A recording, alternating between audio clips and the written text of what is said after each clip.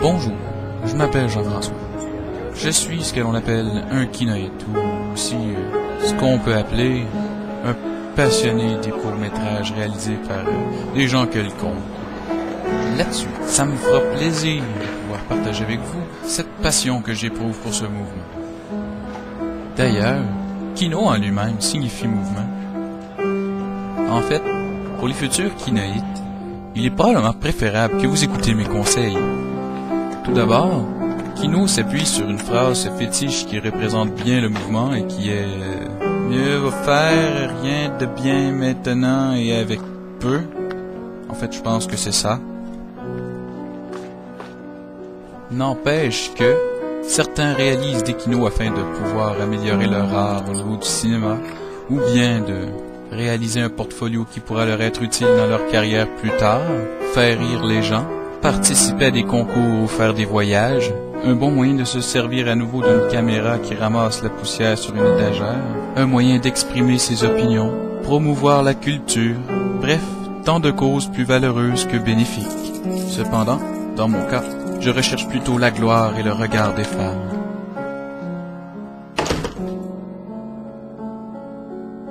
Je vois que ça mérite un blanc.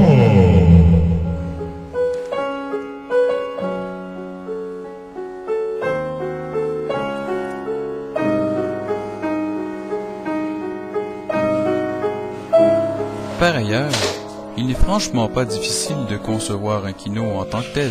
En fait, tout ce qu'il vous faut, de l'absurde et un peu d'humour pipi-caca vous vaudront une bonne main d'applaudissements de la part du public. Bien entendu, il faut savoir conserver une certaine retenue et demeurer dans le respect. Malgré tout, Kino a contribué à faire changer mes habitudes en élargissant nos horizons par la découverte de nouveaux talents via les mélodies libres de droit, dont j'ai abondamment fait l'écoute au cours des derniers jours.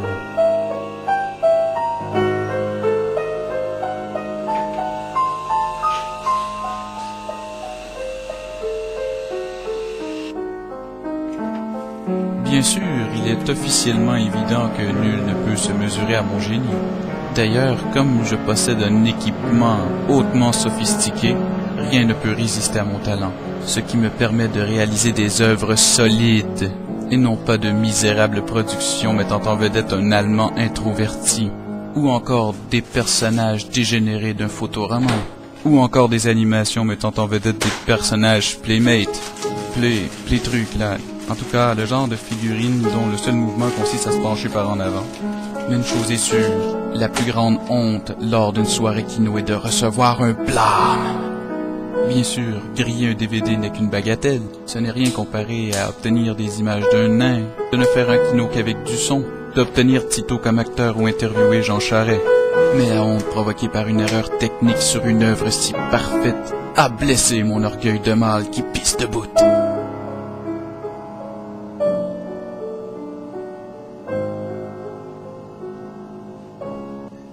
Finalement, ma rage ne réservait pas qu'une simple cuisson à ce DVD, ou plutôt ce fléau, cette malédiction, cet instrument de torture qui me causa une blessure plus grande encore. Je devais faire face, moi, le grand Jean-François, à l'échec.